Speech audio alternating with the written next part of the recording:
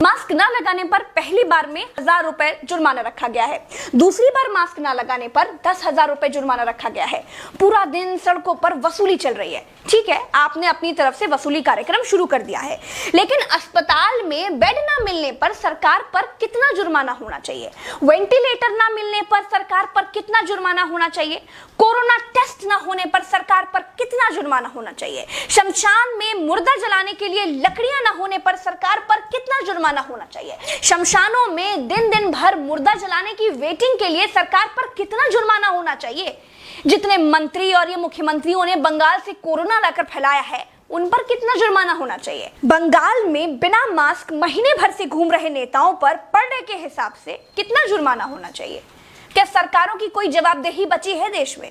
क्या सरकारों से सवाल पूछने वाला बचा है कोई देश में? क्या कोई पूछ सकता है कि 1 साल से देश कोरोना महामारी झेल रहा है, आपने पूरे देश में कितने नए हॉस्पिटल बनाए हैं?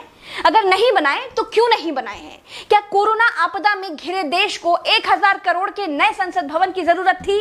क्या देश को 300 करोड़ के नए बीजेपी दफ्तर की जरूरत थी? क्या देश को तत्काल 1100 करोड़ के राम मंदिर की आवश्यकता थी? मंदिर के लिए चंदा मांगा जा सकता है तो हॉस्पिटल बनाने के लिए भी सरकार चंदा मांग सकती थी, लेकिन अस्पताल बनाने की नियत नहीं थी। मूर्ति बनाने की नियत थी तो बना दी। सरकारों ने अस्पताल नहीं बनवाए। क्या इस देश की पब्लिक सरकारों पर कोई जुर्माना लगाएगी? क्या कोरोना आपदा में देश को कुंभ सजाने की आवश्यकता थी? क्या देश को कोरोना महामारी के बीच बंगाल चुनाव में रैलियों की आवश्यकता थी? नहीं थी। देश को अस्पतालों की, डॉक्टरों की, कोरोना की दवाइयों की जरूरत थी। कुछ दवाइयां बनाई भी तो वाहवाही के चक्कर में विदेश भेज दी। आधे अधूरे टीकाकरण में देश अभी अटका हुआ है। और ये कैसा टीका बनाया है जिसे लगाने के बाद भी कोरोना हुआ जा रहा है? क्या कोई सवाल पूछेगा?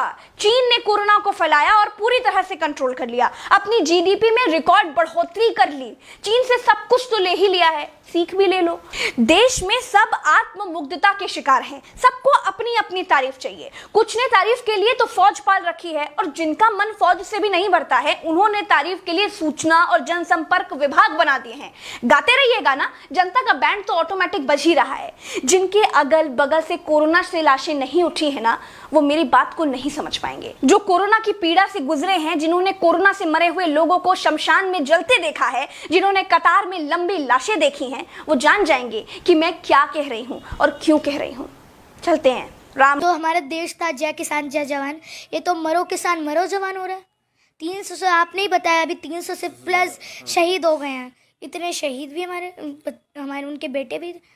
हमारे को थोड़ा काम करना चाहिए इस पे भी, मोदी सरकार को। और तो और किसानों को आतंकवादी, खालिस्तानी, पाकिस्तानी, तब पता नहीं क्या क्या लोग कर रहे हैं, बीजेपी वाले कर रहे हैं। क्या ये सही है?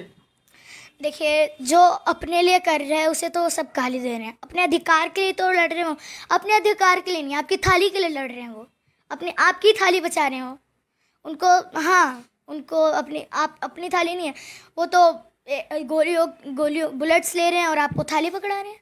आपने कई चीज़ें देखी होंगी, कितने लोगों को हुआ है। हाँ, मैं मोदी जी को कहना चाहूँगी कि मोदी जी, आपने जितने